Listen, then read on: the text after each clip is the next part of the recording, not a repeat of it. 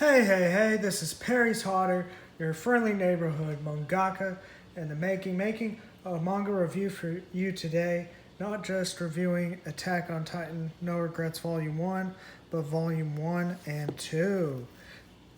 This is a complete set, and I'll be going over mostly the first. I'll be going over the first chapter of Volume, and I'll talk a little bit about Volume 2 without spoiling anything, just because it's just two books, and then that's this entire spin-off series. And my goal with these videos, if you haven't picked up on it already, is to get people to read more manga, because a whole lot of people, they see an anime, but they don't ever read the manga, and they may not see the point. But I'm here to explain to you what the point is, and so far I've been mostly reviewing manga that are spin-offs or more obscure that don't have anime adaptations to help incentivize reading more manga. And so if there's a series you were thinking about reading, or maybe you didn't know about it and didn't intend on reading it, then hearing spoilers from at least the first chapter or book might be just a thing to make you decide whether you want to read it or not. If you've already read it, and just sit back, relax, and enjoy my commentary, analysis, and what I think of this book. So, Attack on Titan No Regrets is about Levi.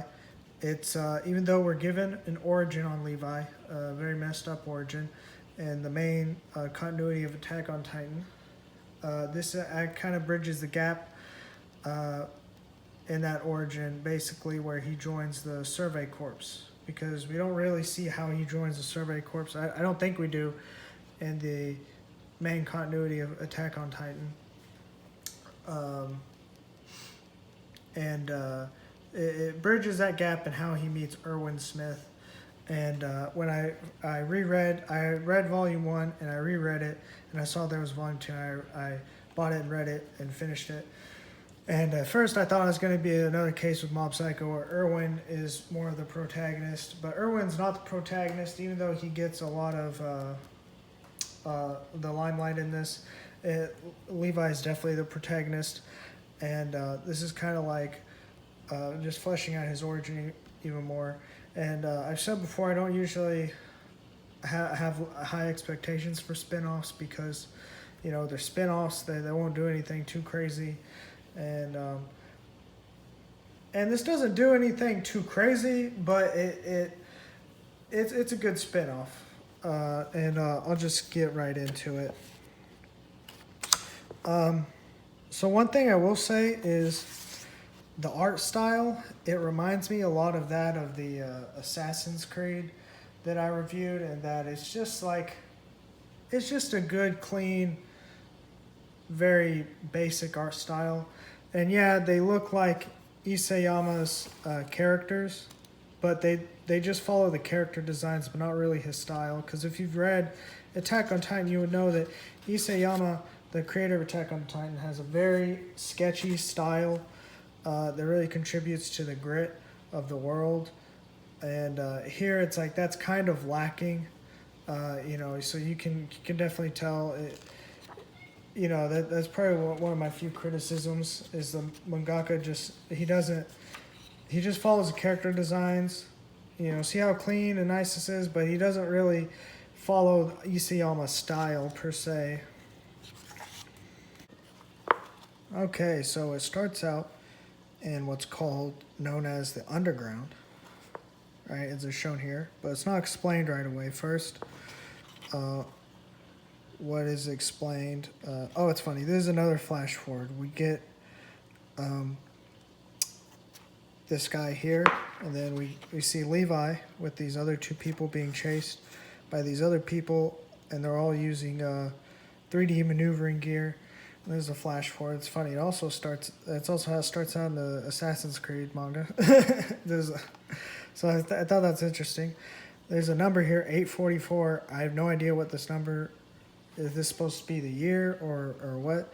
But anyway, the book quickly catches you up on the world. It explains the three walls of the city they live in, and explains at the capital is the richest and where the royal people is.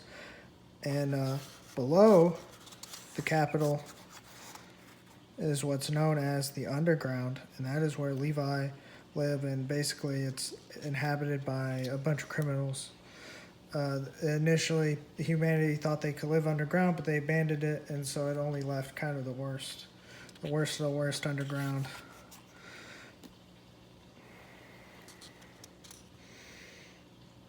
And so then we pick back up with Levi and friends trying to lose these guys.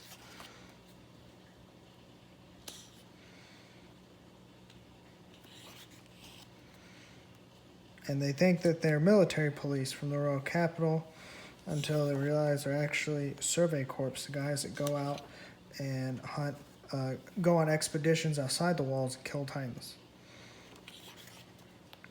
And then it's revealed Erwin is among these survey corpses chasing him. So at this point, you might be a little lost. I know I was, because I thought that Levi was already part of the survey corps, but he's actually not. He's using 3D maneuvering gear, but he's still been living underground this whole time. He has not actually joined the survey corps.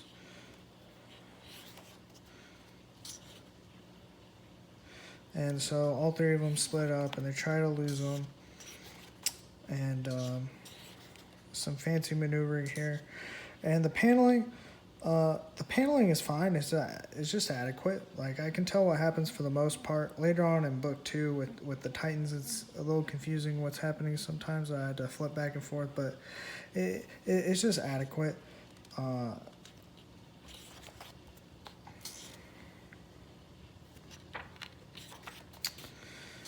And so then we finally get Erwin and Levi.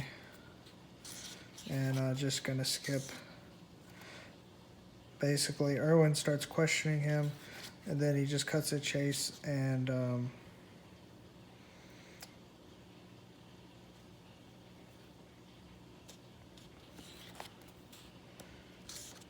Erwin asks, "Where did you learn vertical maneuvering?"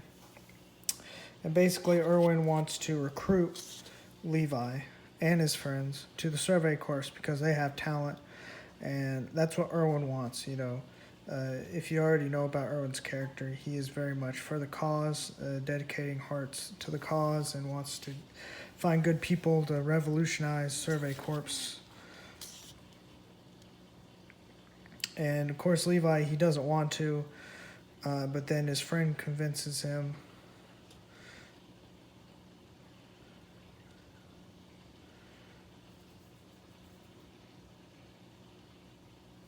Basically, they're given a choice to join or be turned over to the military police.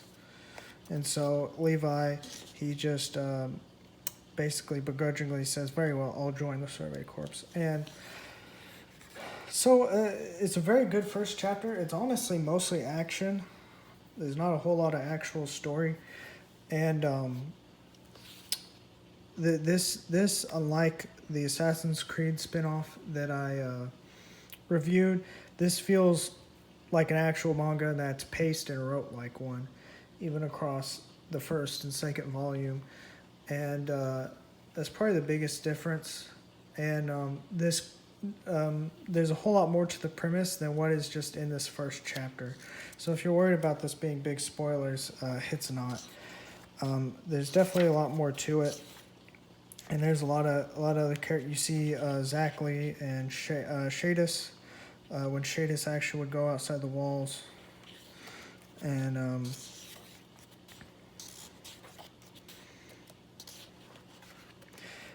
the book, if you've never read or seen the Attack on Titan anime, I think that if you started off here, it does a pretty good job of catching you up, but I wouldn't really recommend starting Attack on Titan through this. I would recommend watching the anime, reading the manga, really reading the manga, honestly.